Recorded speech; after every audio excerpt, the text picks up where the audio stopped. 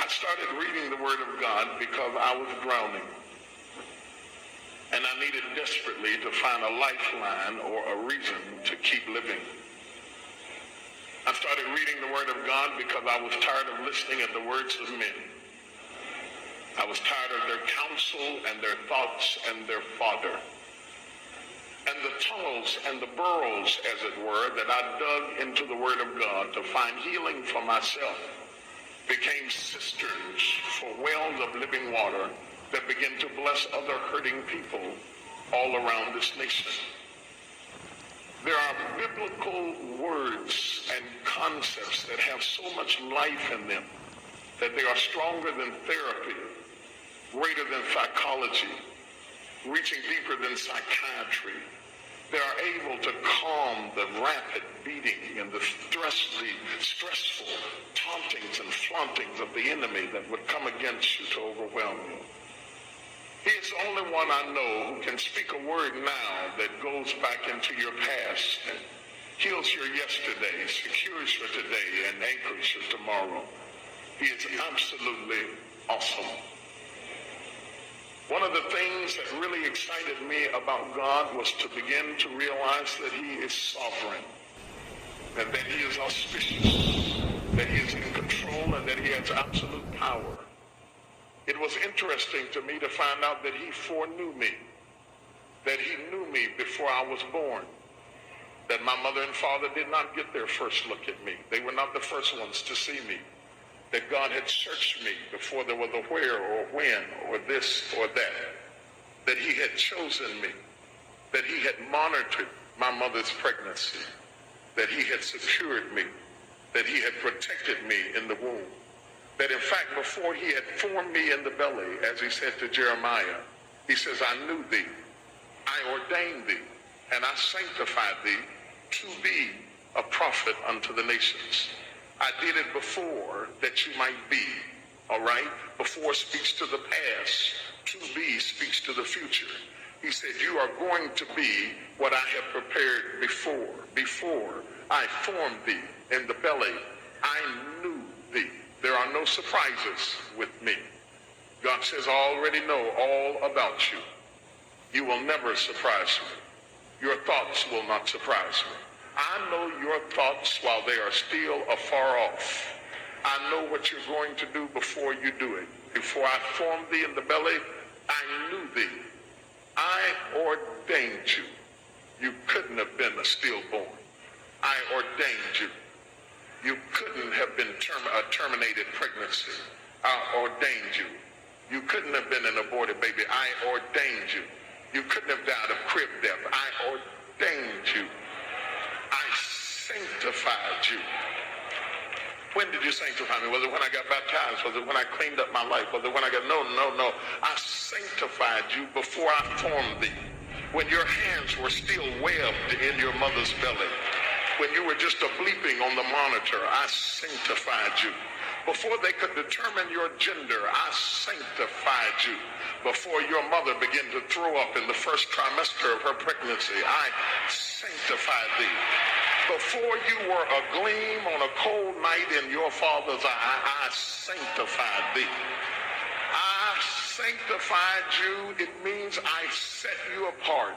It speaks more than cleanliness. It speaks to a line of demarcation. It means I marked you before you got here. I put my mark on you and you are mine. I sanctified you. I set you apart. In fact, it clearly means that I meant for you to be different. I didn't mean for you to fit in. What a ministry to understand. I never meant for you to be in the clique or in the club. I never meant for you to be accepted. I marked you. I sanctified you. I set you apart. You were meant to be an outcast with men so that you could be an incast with God. Before I formed thee in the belly, I knew thee. I ordained thee. I sanctified thee to be a prophet. The good thing about God, when he ordains you, knows you, and sanctifies you to be, you don't have to worry about who else doesn't want you to be. Because no weapon formed against you will be able to prosper, because you are sanctified. You are on a mission. You are sent from God. You are a stone in motion. You are an arrow shot. You are a gunshot already propelled from the heavenlies into the earth realm. You were sent from eternity into time. Your mother became the birth canal, the conduit from eternity into time, that in the fullness of time that God would bring you into this world for a designated purpose. You are a marked man. You are a marked woman. You are a marked child. You are a marked son. You are set apart. God has a definite agenda for your life. He is setting you up for a great move. He wants to move mightily in your life. There are some things that only you can do. You are distinctly different from anybody else. You are forbidden to imitate other people. You are forbidden to copy other people. You have been marked. When God wanted you, he created you. If he'd have wanted Sally, he'd have created Sally. If he'd have wanted Jimmy, he'd have called Jimmy.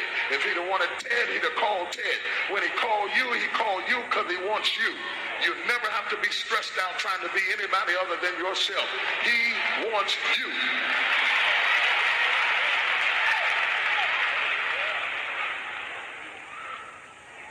Your fingerprint is distinctly different from anybody else out of the billions of people on this earth.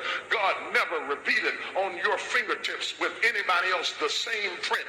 You are different from anybody else anywhere in the world, past, present, or future. Nobody has ever even had your print. You are distinctly different from anyone. The hairs on your head are numbered, not counted. That would be awesome enough to know that they were counted, that God could speak to you and tell you how many they were.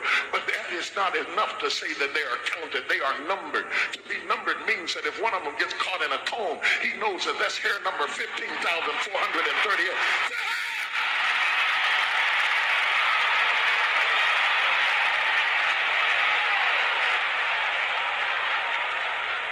The hair on your head is numbered. You are special to God. You are set apart. He has an agenda for you.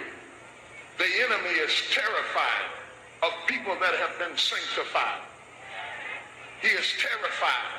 He will set traps and obstacles and bondages to keep you from entering into your purpose because he is terrified of you. Don't waste time being terrified of him. He is terrified of you. The greater the struggles you face, the greater the challenges you go through, the greater the turmoil in your life is all the indication that Satan has assigned assassins to terminate you from reaching your designated target.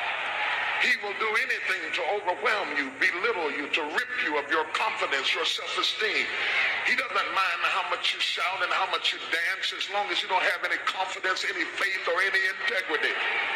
He doesn't mind how excited you get as long as when you get through shouting you have no character. He wants to rip you until you become impotent and so impoverished in your spirit that you are an empty building, a ghost town, a vacant house. Your lights are on, nobody's at home. You're going through the motions of life with the form of godliness, denying the power thereof. He doesn't mind how many days you live as long as you don't live in the days that you have. He wants to rob you and rape you and abuse you. In fact, the enemy comes to kill, to steal, and to destroy. He wants to sabotage your success because you were created to win. You were carved to win. You were set aside to win. You were formed to win. The potter meant for you to be a successful vessel of honor, that you might be meat for the master's use. You were not meant to fail. You were not meant to die. You were not meant to quit. You were not meant to collapse. You were meant to live. Doctors still can't figure out why the human body dies, because the body was meant to rebuild itself, refurbish itself, re-strengthen itself. You were not meant to faint. You were not meant to collapse. You were not meant to have a nervous breakdown, a stress attack, a migraine headache, break out in nervous conditions and rashes and all types of diseases and hypertension that have stress attacks and heart attacks and nervous breakdowns. You were not meant to lose it, lose control, break out, kick the dog, slap the cat, kill the children, beat the wife, dog the children. You were not meant to be a failure. You were not meant to be destitute, to be lonely, to be hungry, to be isolated, to be driven. You were meant to be the head and not the tail, above all and not the beneath. You were meant to prosper and live in goodly houses. You are children of the King, the heavenly host, the God of Israel dwells in the midst of you. Somebody tell them, you don't even know who I